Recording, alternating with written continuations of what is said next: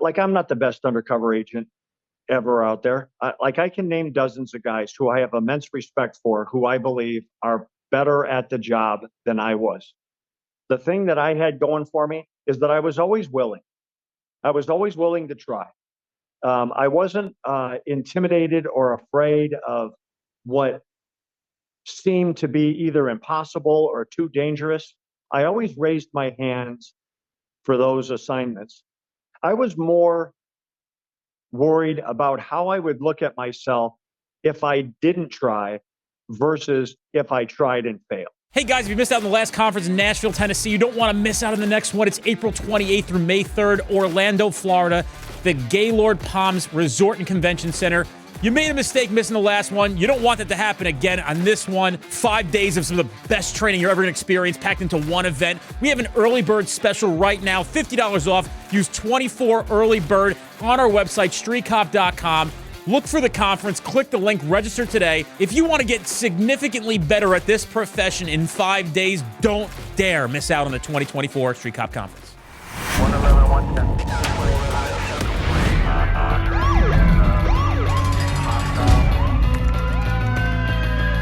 Training to be a street cop. Hey guys, welcome to this episode of the Street Cop Training Podcast. I'm your host, founder and CEO of Street Cop Training. My name is Dennis Benino, and today I have with us somebody that a lot of people will know. Actually, somebody was requested to speak at our conference on several occasions, and the reality is he's speaking at our fucking conference. And it's going to be the new calendar getting released. By the time this gets aired, the calendar will be out, along with the availability of Street Cop University. But yes, today we have with us Jay Dobyns. Jay is so funny because your Wikipedia has what day you were born. Born July 24th, 1964. He's a retired special agent, veteran undercover operative with the United States Bureau of Alcohol, Tobacco, and Firearms and Explosives. New York Times bestseller, author, public speaker, which you'll see him publicly speak. The Street Cop Conference 2024, April 28th to May 3rd, Orlando, Florida, Gaylord Palms, and high school football coach, Jay Anthony Dobyns. Right on, man. Thanks for having me. Welcome to your audience. This is great, man. I'm glad you made it here today. Jay and I were talking a little bit before we got on, like, what are we going to talk about? Last time we got on the phone, we talked for like an hour, first time we met. So I just like, yeah, let's just do that again. Yep, I'll follow your lead, man. Take it where you want to go. Yeah, it's interesting that people, essentially, even me, I mean, by the time when you went on the job, I was 6. And I'm an old guy in the fucking profession now. Yeah, you know, and I had those guys too. I had those older guys that mentored me and guided me and learned from their successes and their mistakes and the lessons learned of their experiences. And that's part of the game. Is when you get it right, try to repeat it. When you get it wrong, try not to do that again. How do you feel at 62 physically? I feel good physically. I'm active. I get to the gym and work out 5 days a week. I'm not what I was 20 years ago by any means. But like I fight back. I see people my age who've given up, who've just said it's not worth trying anymore. I can't get any results. I can't make progress. I'm just gonna not do anything. Man, I don't want to give up on myself. No, and you shouldn't. I mean, I got to tell you, I don't think anybody in their right mind would ever guess that you're 62. Is that correct? Well, you know what? Like I go to the gym and like, man, there's days when it's just humiliating to be in the gym because you know what you were. And my mind wants to do certain things that my body just can't keep up with anymore. That's the cost of doing business, I guess. You know, I put a lot of battle damage on myself. And so I'm paying the price for some of that, but just trying to stay in the game. Trying to like keep it well and good for as long as I can. You're onto it there. And so, you know, you do the ATF thing. You're best known for your infiltration of the Hells Angels, correct? Yeah, you know what? That's probably the case that got the most notoriety, the most publicity. It wasn't my best investigation or the one that I'm most proud of, but it's the one that that people talk about, and maybe not even so much what I did, but it was who the case was targeted. You know, the Hells Angels, they're mythical, man. They're Americana. If you would have taken that story and plugged it into any other crime element, I'm not sure it would be as interesting. But it's the Hells Angels, and so it catches people's attention. What do you think attracts people to join an association like the Hells Angels? I should probably ask Mel this stuff, but what do you I think? think our answer, yeah, I think my answer would probably be something very close to what Mel's answer would be, which is they want a sense of brotherhood, they want a sense of family, they want to belong to something, and if you're a part of that culture, and if you're interested in that lifestyle, man, there's no higher calling than being a Hell's Angel. That they're the king of the mountain. They always have been. They always will be. Other people are chasing them. Other people are threatened by them or insecure about them. But the Hell's Angels are very secure in who they are and where they rank in the hierarchy, which is at the top, and they intend to stay there.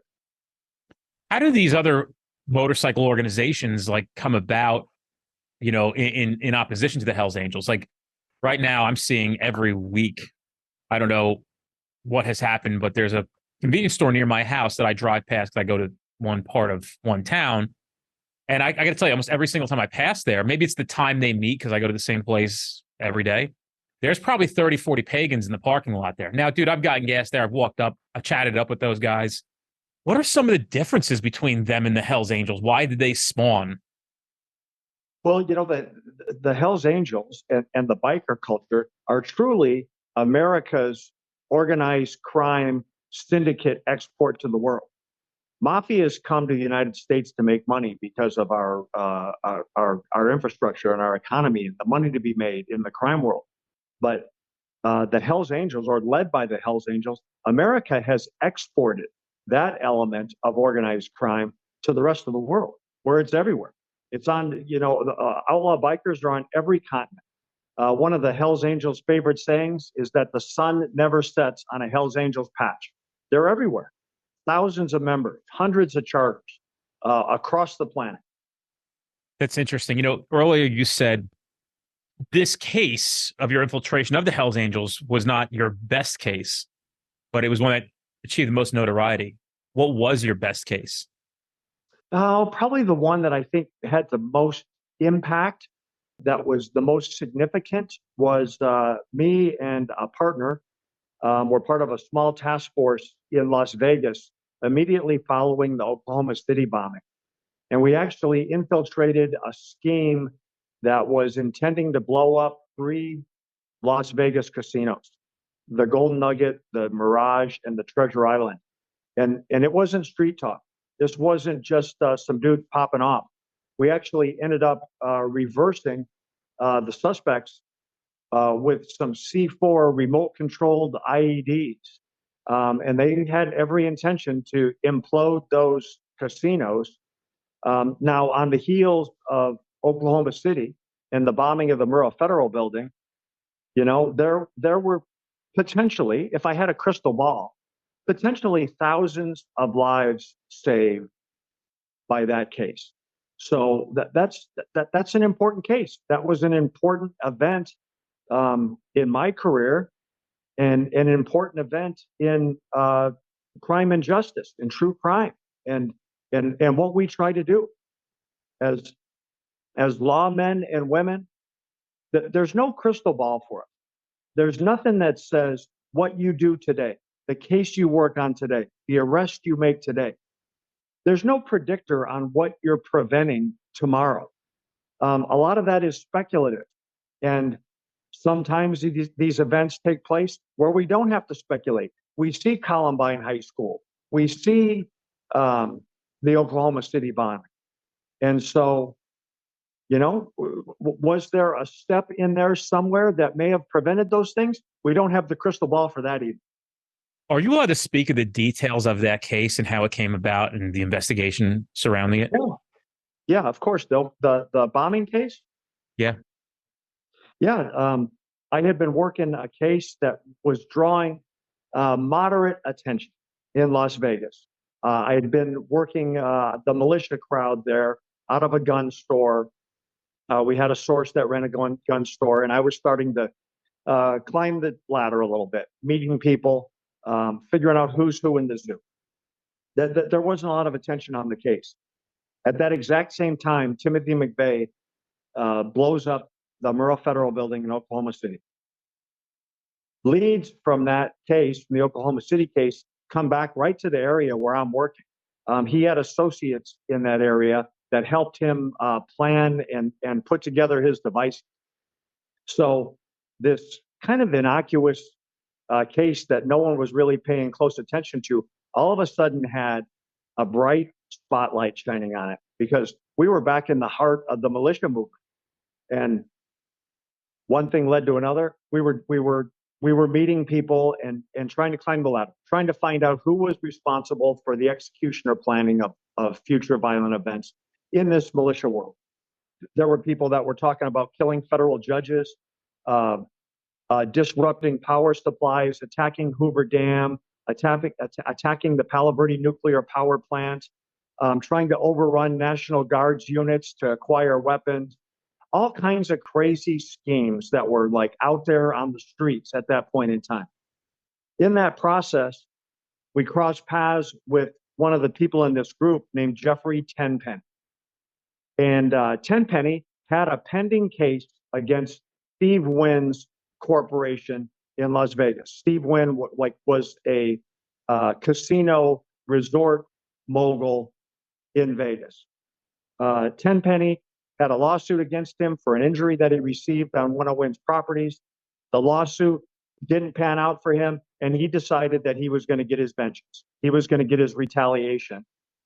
And not only blow up Wynn's casinos, but he also hired us to assassinate the corporate attorney that handled his legal dispute. And like this dude was wicked now. He was telling us in our undercover role, he didn't care how many people died. He was set on doing this. He didn't care if young people or babies or grandparents were going to go down in this explosion. When he ordered us to murder the attorney, or solicited us to murder the attorney, he didn't want us to just kill her. He had detailed plans. I know where she takes her kids to school. I want you to confront her on her sidewalk, outside her face, outside of her home. I want you to throw acid in her face before you shoot her in front of her kids. That was the kind of guy that we were dealing with. Ultimately, through negotiations, we meet him, and the guy has got the blueprints, the blue lines, the mechanical drawings for the casinos. We walked through the Treasure Island with him, and he's telling us exactly where he wants to place the charges to create the most damage on load-bearing walls. And like he had it figured out. So we had some devices built through our explosive technology unit that were C4. That's what he wanted. That's what he ordered. They were remote control devices that were servo activated. And we sold him those devices. He reconfirmed what his intent for him was, and then we took him down. So there was a huge amount of I don't know what word I want to use, satisfaction in knowing that we had a hand in disrupting that scheme. What happened to Tenpenny? He was convicted. Not nearly the lick that you would think he would take for something like that, and especially with all that electronic evidence and testimony that we were able to present to a judge and a jury. I think he got 7 or 8 years for possession of a illegal explosive device. We'd also bought some narcotics from him and some sawed-off shotguns from him during this process, so those were part of his lick. But for someone that's planning something that catastrophic, to look at a 7 or 8 year prison sentence, don't try to apply logic or reason or common sense to it, because they don't always tie together. You'd think that he would have gotten more. Where was the failure in the legal system for that? You know what? I don't know that there was a failure. We prosecuted the case, and the statutes that were applied, those were the sentencing guidelines that were part of those statutes. So you look at the scope and his intent, and we feel like as citizens, as part of society, that there was a bigger price to pay. But the legal system dictates how that works. Like prosecutors and agents and investigators, we don't attach the sentencing guidelines to a statute. The courts do. The judiciary does. The legislature does. You know, did this incident, this arrest, did it gain really no media attention at all? I mean, first time I've ever heard of something of this story. And again, I don't know what year it was, so I may have been very, very young, but it doesn't ring a bell. And in comparison to, I remember the first bombing attempt at the World Trade Center. I recall that as a kid because actually the bomb was detonated. But, was there any media attention behind it? Is there a story behind it? Well, yes and no. Initially, this took place in 1995. So initially, there wasn't a lot of media attention. And I thought, like, man, this is a pretty important story. And the media in Las Vegas, their position was, man, like, this town is built on tourism. We are not going to put on the front page of some knucklehead intending to blow up our casinos and murder and kill innocent people. It got buried like on a Section C portion of the Las Vegas newspaper. But it's interesting you asked because I just did an interview.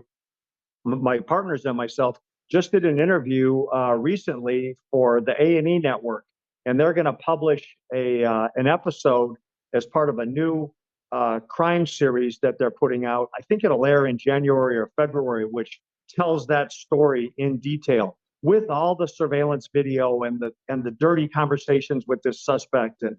They did a really nice job of capturing that story, which will actually be publicized probably for the first time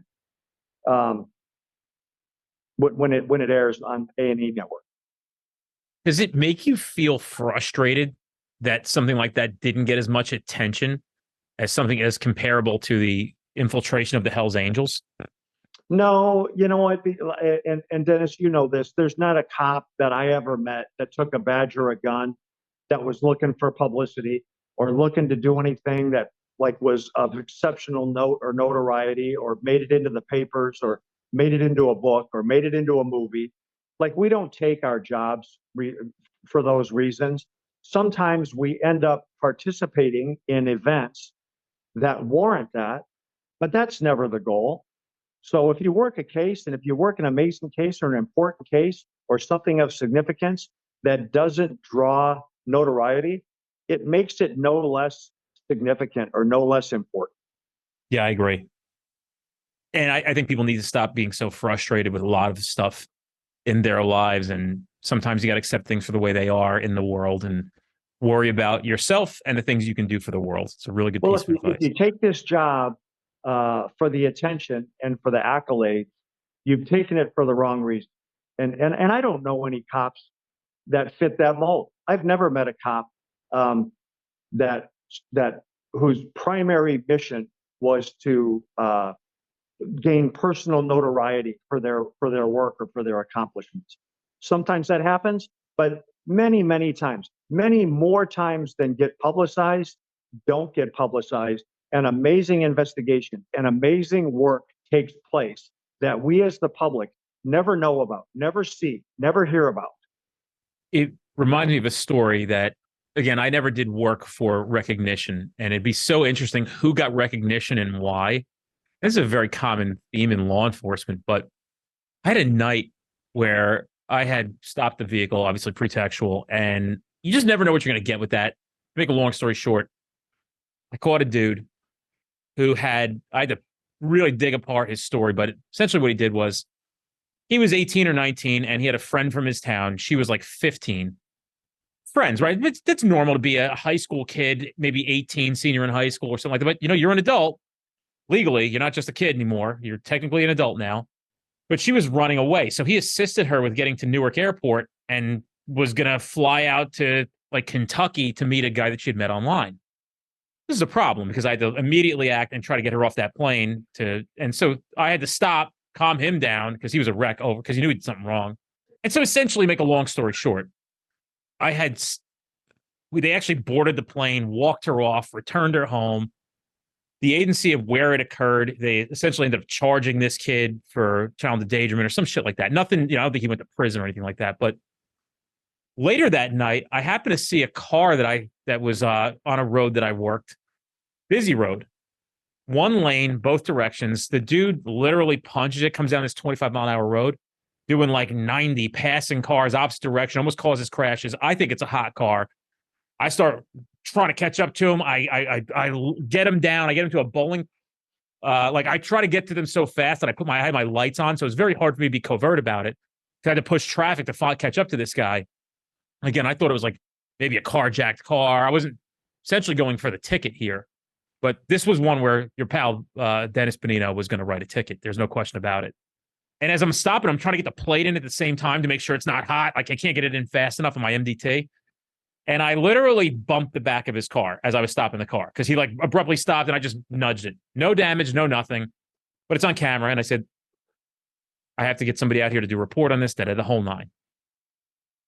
I think a day or two later, I had gone into work and I was met by internal affairs who had a letter of reprimand for me from the same day for bumping the back of that car with no damage. And I said, did you guys see that I also stopped a kid who was about to be raped in Kentucky like 3 hours before that? And he looked at me, good guy, friends with his son. He's a good guy. He just took this gig because he got promoted. He was leaving soon. He did a year in internal affairs. Good dude.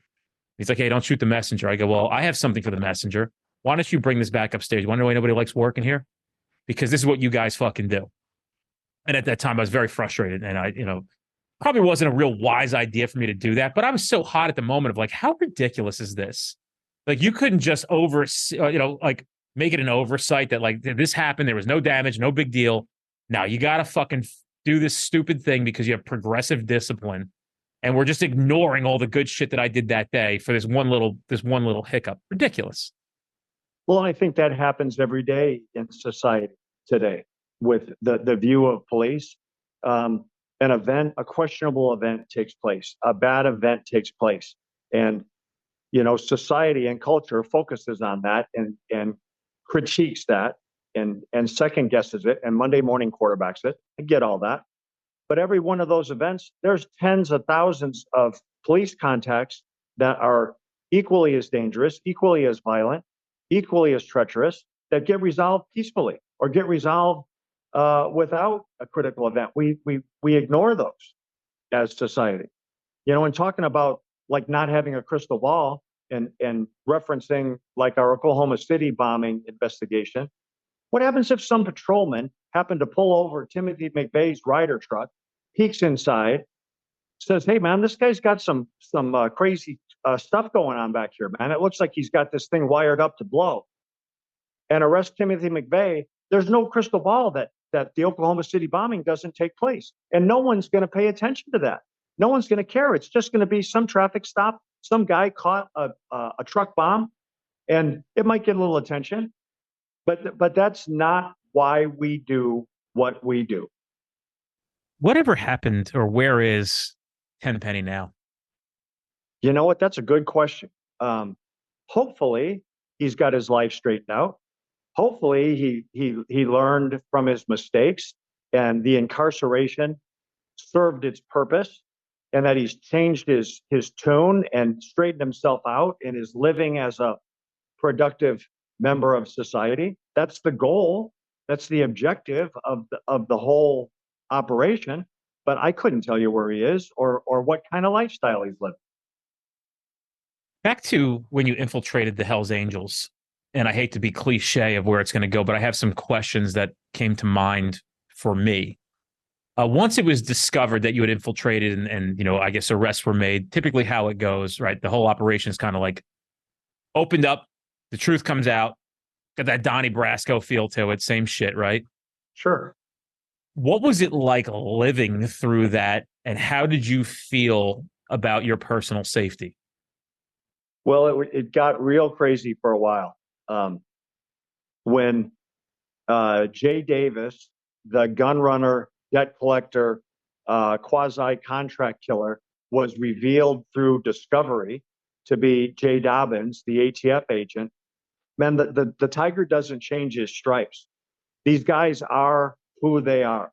The Hells Angels have PhDs in violence and intimidation. I was naive or would have been naive to think that it wasn't going to come back to me. Murder contracts were issued. They were farmed out to the MS-13, to the Aryan Brotherhood, to 18th Street in Los Angeles. threats against my family, against my wife and my kids, threats to inject me with the AIDS virus, like all kinds of craziness was coming out. And so, it sounds like false bravado at this point. That's not the intention of my answer, but it's kind of the cost of doing business. If you're going to deal with people like this, that is who they are, and that is how they react. And if you think that that's not coming back on you, or that you're going to hide behind a badge, you're not. Hey guys, follow us on all social media platforms to include Instagram, Twitter, Facebook group. We have so much information going out every single day, and we don't want you to miss out on any of that stuff. So check it out. Go give us a follow. Do you still have concern today looking over your shoulder? I was thinking about what it must be like to be Joe Pistone. We talked about this recently, and what's that like, or does that still exist for the rest of your life, living like that, feeling like it could be or it could happen when somebody's trying to do something? Yeah. Joe Pistone, the public knows him as Donnie Brasco, is a good friend of mine. And Joe is concerned with what actions might potentially be taken against him. And he's justified in that. Whether the family that he infiltrated is still active or still on the hunt for him, no one wants to call that bluff. Right. So Joe takes some special measures to protect himself, as well he should. Your question is do I have concern? Yeah, of course I have concern. I know who I'm dealing with the Hells Angels. I've seen firsthand what they're capable of the violence and murder and assaults and the things that they do. I've chosen personally, not to wear a wig or a plastic nose. I'm not trying to poke the tiger. I'm not trying to infuriate these guys. I'm not doing this interview with you, this podcast, to try to rub anything in their face. I had a job to do. I did it the best I could. I had days where I succeeded. I had days where I failed. They know that we're out there. It's the cat and mouse game. They do what they do. We do what we do. Sometimes they win. Sometimes we win. But if I live in fear, if I go into hiding, if I let them alter my life, they've won. I'm not trying to call them out. I'm not trying to embarrass them or humiliate them. I have a story to tell. There's good parts and there's bad parts of that infiltration. I've tried to tell that honestly and with transparency. And there's people that understand it on the other side. I have acquaintances within the Hells Angels who've acknowledged that. There's others who are never going to forgive me. They're never going to understand that I was doing a job the best I could do it. But I always had an immense sense of pride in carrying a badge and a gun and standing up on behalf of good and innocent people against the predators in society. That is what we in law enforcement do. And if you can't understand that, or if you don't agree with it, or you don't like it, or you are against the use of deception in the law enforcement as part of a lawman's toolbox, then I really can't answer that question for you. Recently, I watched a Netflix series called Get Gotti, I think it's called. Yeah, I saw and it too. literally the last thing that woman who was a mafia associate said was, you got to give it to the cops. They did a really good job. That just is what it is. It's the game we're in. Everybody knew it. The cops did a fantastic job. Everybody knows it. They just did a really, really, really good job at getting John. I've had several shot callers, high-ranking, influential members of the Hells Angels who said that, who said, hey, look, man, we don't like the guy. We don't like what he did, but he was good at what he did, and he got us. Like I said, there was never any personal objective in it. I never set out to ruin anybody's life. I never set out to make sure that no one ever saw the light of day again. As an investigator, as an undercover agent, my job was to acquire information and intelligence and evidence And then I report that out. I deliver that back out to case agents and prosecutors who then figure out how to assemble that case and put it before a judge and a jury. Like my job is to gather information and intelligence. And I did that the best I could. And if they've got a problem with that, I can't help them through that. They're just going to hate because they want to hate. Have you ever had an opportunity to send this message to them about like, it was business, boys? And I guess the second part of that is, have you ever received communication back that it's kind of water under the bridge? You kind of alluded to it a little bit, but has there ever been comfort given to you? Like, hey, there might be some things out now, but like it's water under the bridge at this point. Well, there's been some, for lack of better term, satisfaction in the acknowledgement, like I said earlier, from some like influential members who say, look, the guy got us. He was good at what he did. Okay. I don't know that there's been anybody like reaching out to rub my shoulders saying, hey, everything's okay now. That's not going to happen. I don't expect that to happen. But it is what it is. And I did my job the best I could do it. And for the people that hate me for that, I can't, and I'm not willing to try to take it back or apologize for it. How were you chosen to do this? Did you volunteer? Did they come to you? How did you adapt? Were you a biker already as a cop? I mean that in a sense of like, was that your hobby? Like, how did this come to fruition? Very much the opposite of that characterization.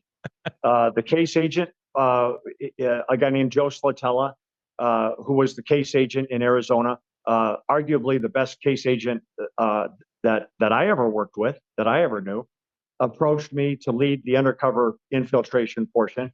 My first reaction was like, dude, I'm not the best choice for this role. I can name 10 guys who are better at this and will serve this role for you better than I think that I can. And he convinced me to try and to give it a shot. And I've said many times publicly and privately, I'm not the best undercover agent ever out there. I can name dozens of guys who I have immense respect for, who I believe are better at the job than I was. The thing that I had going for me is that I was always willing. I was always willing to try. I wasn't intimidated or afraid of what seemed to be either impossible or too dangerous. I always raised my hands for those assignments. I was more worried about how I would look at myself if I didn't try versus if I tried and failed. And so how does that process go? How do you get introduced? Like what's that look like on the back end from a law enforcement perspective? You're selected. There's got to be some kind of, I guess, briefing on how things are going to go. And how did that all begin to transpire? Well, when that opportunity came up for me, I already had 15 years of undercover experience under my belt. So I'd bought guns big and small, bombs big and small, narcotics big and small. I'd worked on home invasions and murder for hires and other infiltrations. So I was comfortable in my role and I was comfortable with the game. I just wasn't comfortable being a biker. That was never my area of expertise. So it was trial by fire a little bit. I started doing research into who these guys are, what they're about, their history, trying to figure out who's who in the zoo. The one thing that stuck out to me in that process was that these cats will kill their own. There's a long track record. If they feel betrayed or threatened by their own membership, like they'll assassinate their own people to clean house. And so I always had that in the back of my mind. As I was growing in the role and as I was learning and getting better at it, I was like, man, never forget whose team you're playing on. These dudes might be leaving you now. These same guys that will step in front of a bullet for you today, if they find out who you are, they're going to drag a straight razor across your throat. It'll happen that quick. So how did you get introduced to now go undercover, and how did that begin? What was that process like in the field? Well, part of the choice of myself to lead the undercover operation is that I've already had a criminal reputation established in Bullhead City, Arizona. and I'd already started to overlap with members of the Hells Angels. So when the time came, I wasn't starting from ground zero. These guys had a feel for who Jaybird was. He was this gun runner running around in Bullhead City and doing debt collections. So I didn't have to start from scratch. But then we had the use of some informants who opened some doors, made some introductions. And, that's undercover work. You get your foot in the door, and then, like by design, we should be looking to kind of move the informant aside and take control of where the case goes. And so that's what I tried to do. I was trying to climb the ladder and meet as many people as I could. I met plenty of Hells Angels who were not troublemakers, who were not like looking to cave somebody's head in every time they went out, or sell drugs, or commit murders, or do rapes, or any of these other elements of crime that they may be involved in. I wasn't interested in them. I would meet those people and develop a relationship and try to establish some credibility with them. But I was focused on who was responsible for the violence, who was ordering the violence, who was committing the violence. So when I met those people, those are the ones that drew my attention and my focus. So the nonviolent guys who are part of this, if they're called upon to be violent, would they have to be required to be violent? Like, why would somebody join the Hells Angels? And, essentially, I think in our minds, we always think that everybody is up to no good with these organizations. But if they were called upon to be violent, they would have to be violent. Well, you know what? That's part of the membership and part of the brotherhood and part of the Hells Angels religion is that, like one of the rules, one of the unwritten rules is that if one of your brothers gets in a fight, you better be in that fight to help him. And if you're not, you'll be the next guy getting his ass kicked. So there's people who weren't necessarily didn't have a violent disposition about them, but when you pack them up, when they get together in numbers, they feed on each other.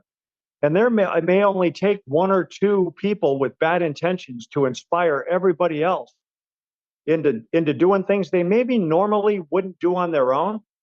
But man, when you got that patch on your back, when you're wearing that death head, and when you have a top rocker that says Hells Angels, man, you're in for life. And good or bad, man, you better be ready to get down.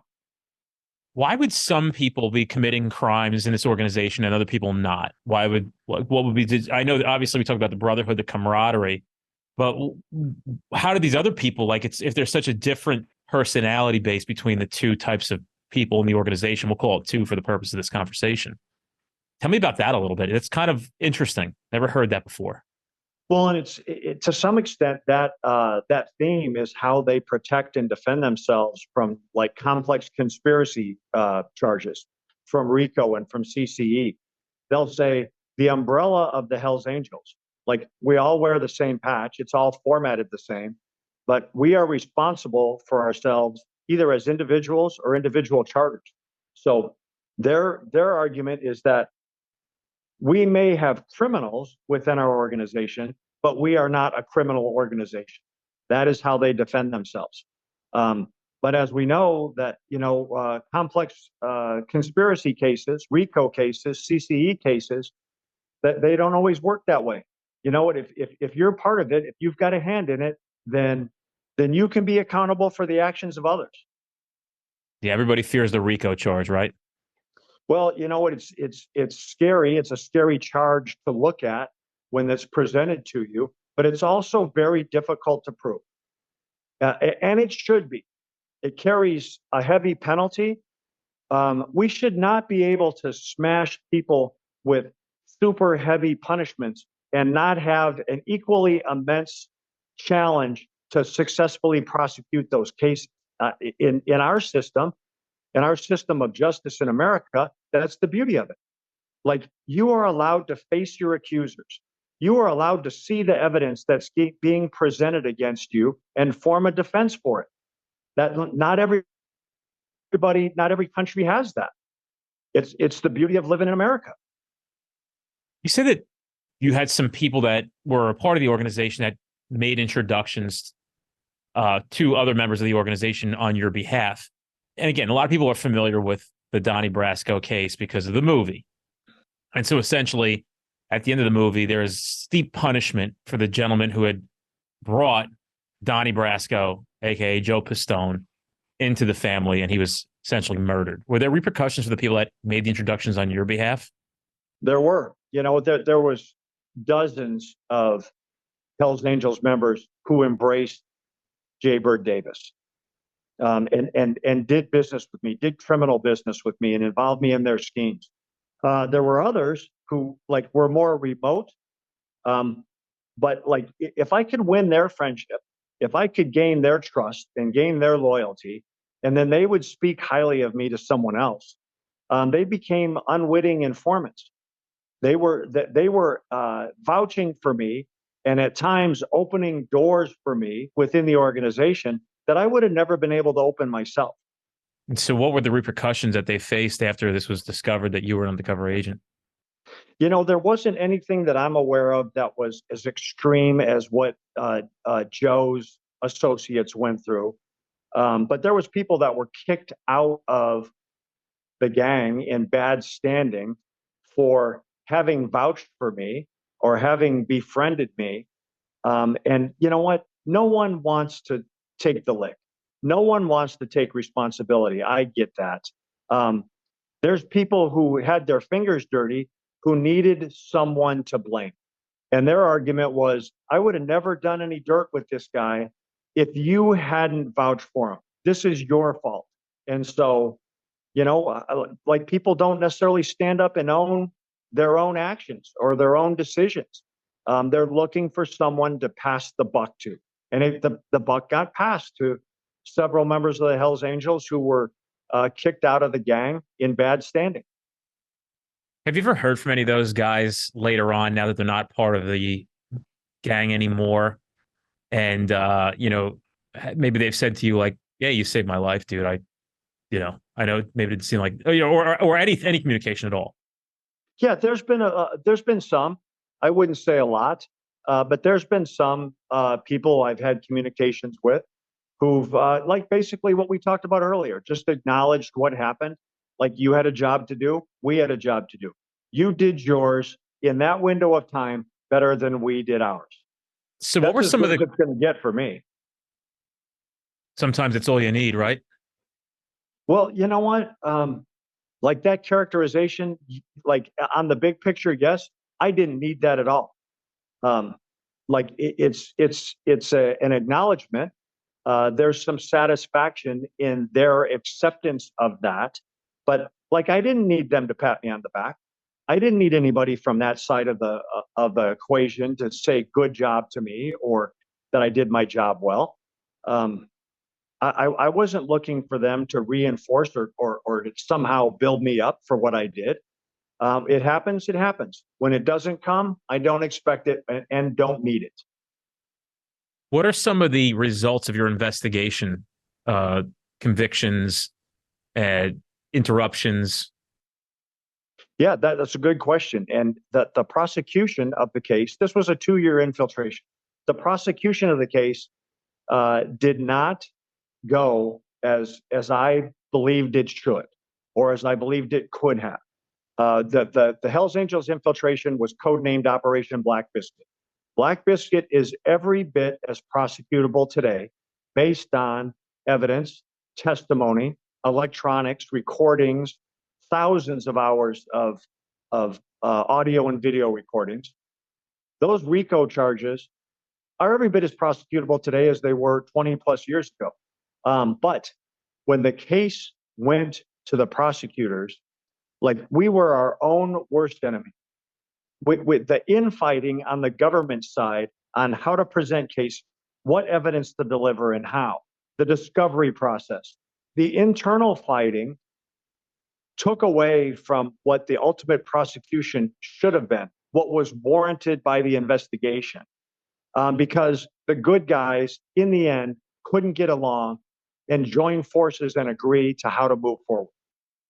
Man, it's like this very similar story in a lot of places, right? It's super frustrating. It was frustrating for me. And like I said, I was not perfect every day. I was not some choir boy, angelic operator out there making every right decision, saying everything right every day. But after 2 years of a deep cover infiltration and the battle damage that you put on yourself, the battle damage I put on my family in that process and over the course of my career, when the prosecution falls short for the wrong reasons, when the prosecution falls short because of infighting, not just because your case got beat, because you got beat because you didn't prove your charges, but when it falls apart after all that blood, sweat, and tears for the wrong reason, very, very frustrating. So what were some of the results? Were there any convictions?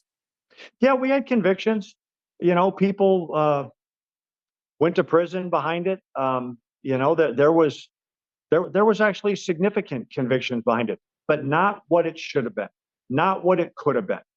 And that's, like I've said earlier a couple of times, man, that's the cost of doing business. As an investigator, you don't get to go in and then argue your case before a judge and a jury either. There's portions of it that then you pass off to other people that are part of the process, and they have to do their job. They have to do their part. I revealed earlier that you're going to be speaking at the Street Cop Conference in 2024, which we're pumped to have you. What are some of the things people could expect to, experience when you get on stage and start talking about the topic and subject matter that you're going to talk about? And what have been some of the feedback of the people who have received some of your training and expertise?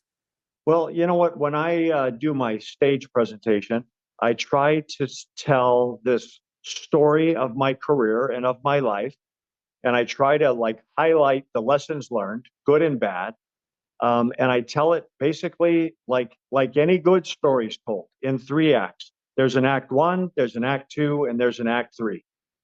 And I think people get most out of the act 3 because they expect my presentation to be a glory story. They expect it to be like an I Love Me presentation. And it's very much not that.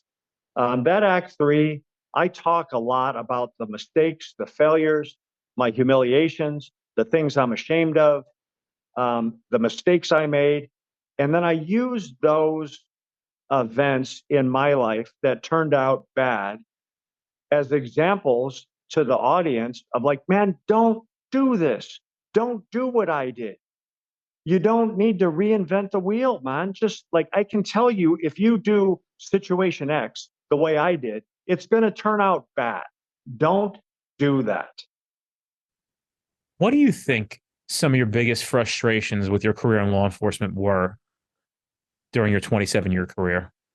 Yeah, that's actually an easy answer. My biggest frustrations and my biggest regrets are self-generated. They're mine. I've never been an excuse guy. I'm never looking to lay blame on somebody else. I try to own my flaws and my failures.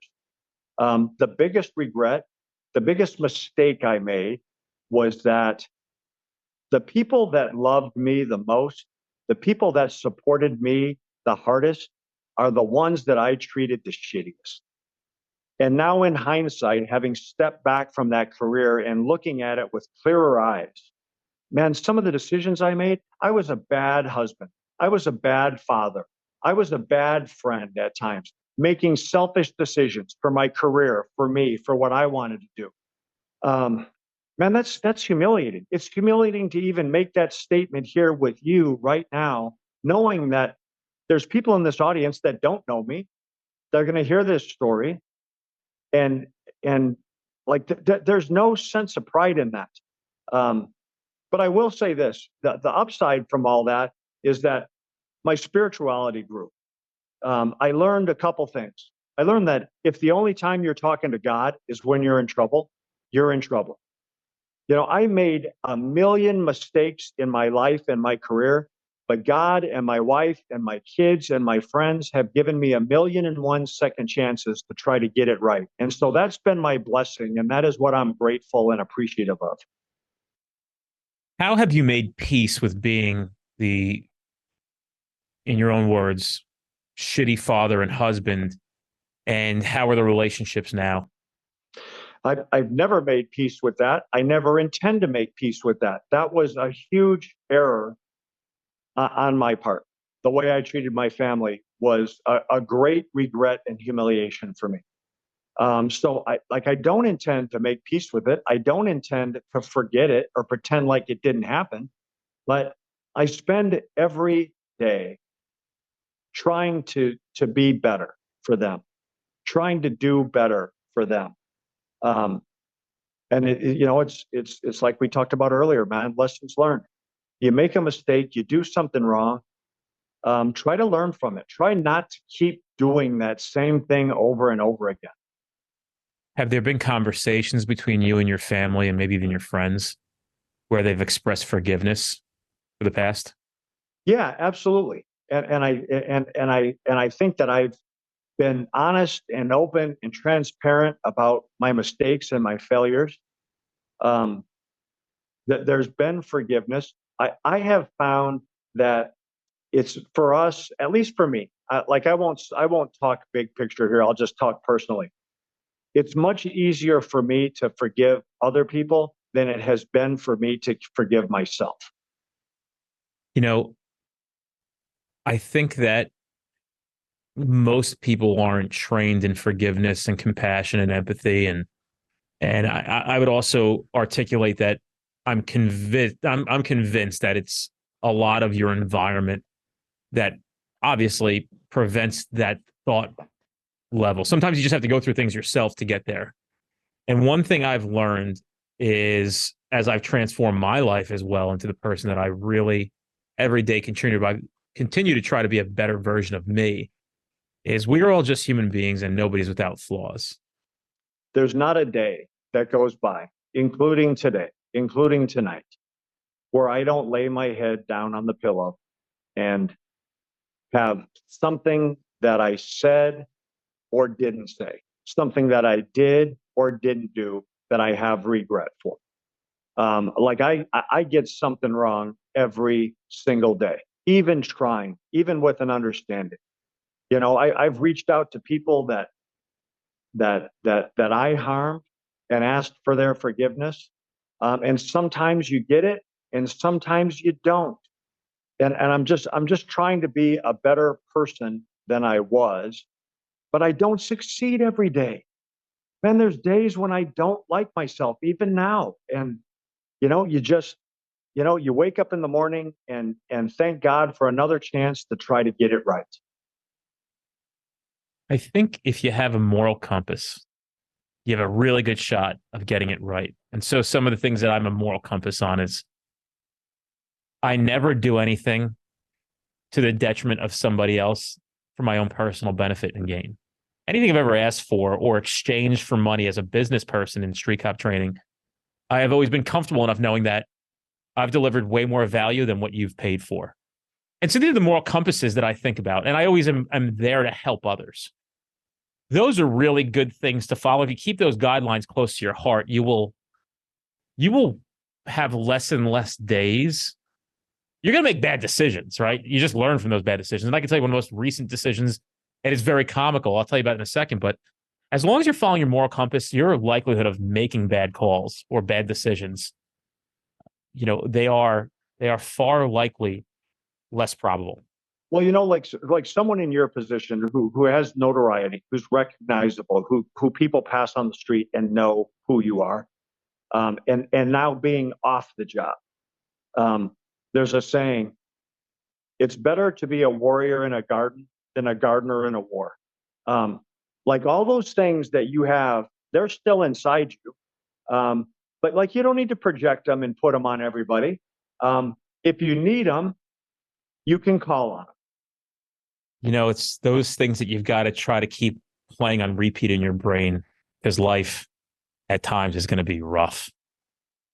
Well, the most frustrating thing for me personally is that, like, I make a mistake and it's got a bad consequence.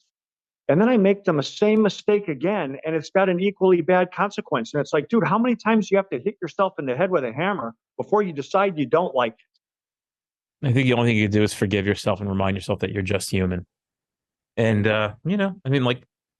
carry on. Try to take the examples of those who have more years on this planet than you do and try to learn from their mistakes. And that's essentially what we stand for at this organization. Well, and we like I said in this pipe hitter community, man, it's that mentality of dangerous boys go to dangerous places. So you're used to being in perilous situations, and hopefully over the course of time, you learn resolution and you learn de-escalation and all those things that come into play that we need to use just in everyday life. So I think on Keanu Reeves this morning, I was maybe scrolling Instagram on the shitter, and it said, I'm at that age in my life where if somebody says 1 + 1 = 5, you're right. I just don't give a shit or care to argue with you. Well, it's such like for your audience, man, it's never been harder to be a cop than it is today. Never been harder. Never been more scrutinized. And there's men and women that every day their alarm clock goes off. And they put their feet on the ground. They pour a bowl of Cheerios for their kids, and they have a cup of coffee with their husband or wife. And then they leave home knowing that there's no guarantee that they're going to ever see those kids or those loved ones again. And they go out on behalf of other people to confront problems. That mentality gives you an edge. And then how do you acclimate that edge into like real life, into walking down the street, into pumping gas or going to the grocery store? Those are hard questions to ask and to resolve, and we have to do it on a very personal level. I'm excited to have you at the conference. It's going to be fantastic. People are really excited, and it's a gift that you'll share some of the stuff that you've learned with the world. And I always tell people, what a sin it would be if I knew all these things that I could give you to help you, and I just decided not to share them with you. And I'm glad that you're doing it. That in essence, like going back to, is partly how I tell my story. If anybody that's been on this job for any length of time, you run out of fingers and toes telling hero stories. You run out of the ability to count how many times, only by the grace of God, did you survive that day when you should have been dead. So I get that, and I get the hero aspect of the profession, but I try to transparently talk about my failures and my mistakes, because they're a part of it too. And I think that as an audience, we learn more from people's failures than we do from their successes. Everybody in this job can get up there and tell hero stories, but how many of them have the courage that it takes to say, hey man, let me tell you about when I got it wrong. Let me tell you about when I failed. That's not the nature of our business. Our business is an alpha dog business. And it took me a while to get to that point myself, where I was just like, look, I'm going to tell my story. I'm going to tell it honestly. There's people who might appreciate it. There's people who aren't going to like me. That's for you to decide. I'm just going to give you the facts and let you figure it out. However you feel about it is your choice. My last question is, what do you say to yourself, knowing it's your last day on earth, maybe laid up somewhere 30, 40 years from now? What do you say to yourself that makes your life have been the one that you can look back on and say, I'm happy with this. Did a good job here. Yeah, 30 years from now, I'll be 92. 40 years from now, I'll be 102. So I'm really not anticipating getting to either one of those numbers. But when that day comes, if I chased a false legacy for a long time. I wanted to leave this cop legacy of what I stood for and how I did my job and what I accomplished. That legacy is is counterfeit. That legacy it was never going to be what I wanted it to be. If in the end, on my deathbed, if my legacy is that, like, Jay found God and trusted God to guide his life and guide him through all those mistakes, and if Jay chose to stop doing things his way and forcing his plan and just following God's plan, like me and God are good right now, man. We've whether my time comes in the next 5 minutes or the next 5 years or the next 20 years, I will go out at peace at this point in my life. Lots to unpack there. And I want to give people an opportunity to think about that as we conclude this episode. And just so you know, Lou Veloz is coming as well to speak at the conference. Dude, as good as anybody that's ever done it. There's a Mount Rushmore of amazing lawmen out there. And Lou deserves to have his face carved in the granite alongside some of the greats.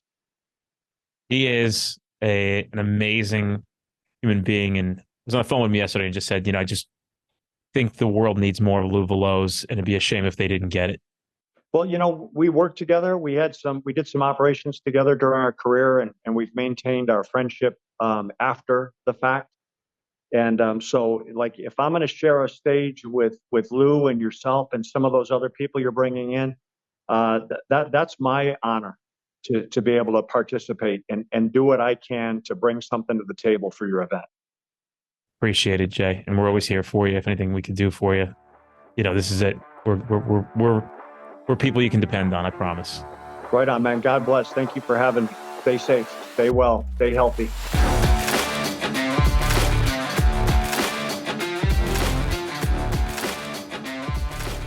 Hey guys, check out our upcoming training at streetcop.com. Don't forget, we have 50 instructors nationally teaching a variety of topics. These are the best classes you're going to experience in your career. We make sure of it. You're going to love it. I guarantee you're going to be thankful that you went. Check us out at streetcop.com for all upcoming classes in your area.